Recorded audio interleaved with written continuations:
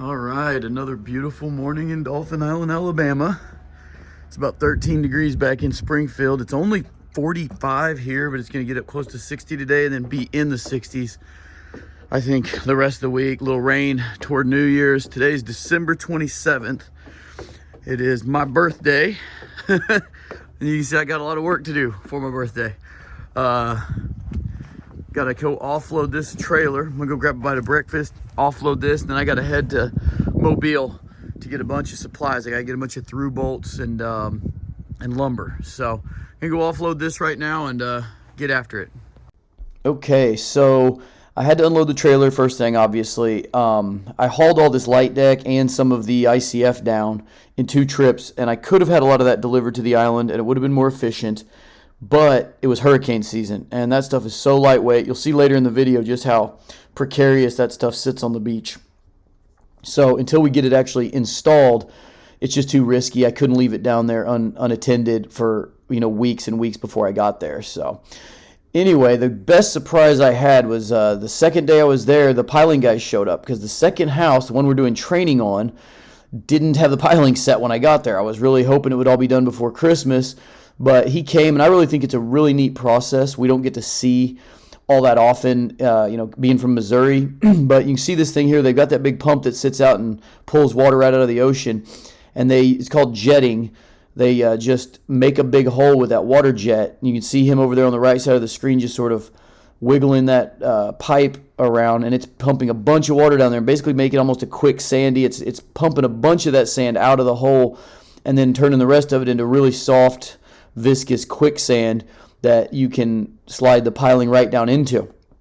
So you can see how tall they are when they're done. You can see here it's a 30-foot long piling, and he's going to jam it 15 to 17 feet down into the sand. And at that point, it's capable of bearing just an extreme amount of weight. The houses weigh over 500,000 pounds apiece, and they're sitting on 35 pilings. So these pools that are going to weigh somewhere in the 200,000 pound range are going to be sitting on 24 pilings. So the weight per square foot, or per piling, if you will, is going to be considerably less on the pool than it is on the house, because we have so many pilings. My engineer originally told me he thought I could get away with 16 pilings, and I said I really don't want to skimp. I always thought it would be about 20, just doing my old hillbilly math. Kind of figuring, and you kind of see how it slides down just like with no effort at all. But I'd kind of figured, based on how much the house weighed, I would need something around 20. So then he went back to the drawing board and says, well, 20 doesn't make sense with my layout, so if you want to do more, go to 24. So we did. There's guys putting fiberglass shell pools on 8 and 10 pilings, and I'll show you something next week that's pretty shameful. There's a 1-year-old pool that's got a 2-inch sag in it. So it's pretty bad when you see what these pools that they're building down here, and they're not all that way, but they're not engineering them, so they're not accounting for the loads.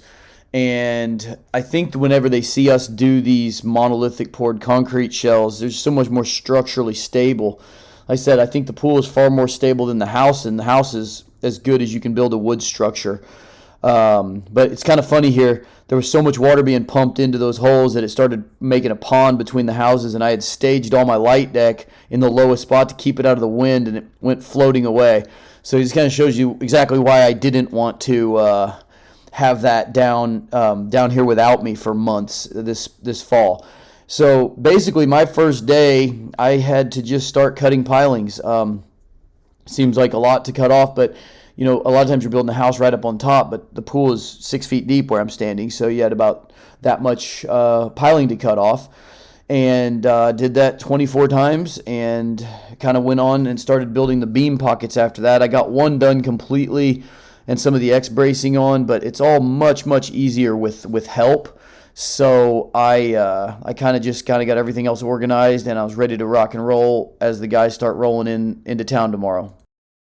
Okay guys, I'm at the end of a pretty long week. It's actually New Year's Eve evening, and we're quitting a little bit early. You can see the ocean's still pretty mad from the squall that came through yesterday. It rained all day, like 24 hours. But the camera's actually sitting on one of the pilings for the second pool that just got finished about 3 days ago. Which you'll see in the video. And you can see I've got everything cut off to the right height over here.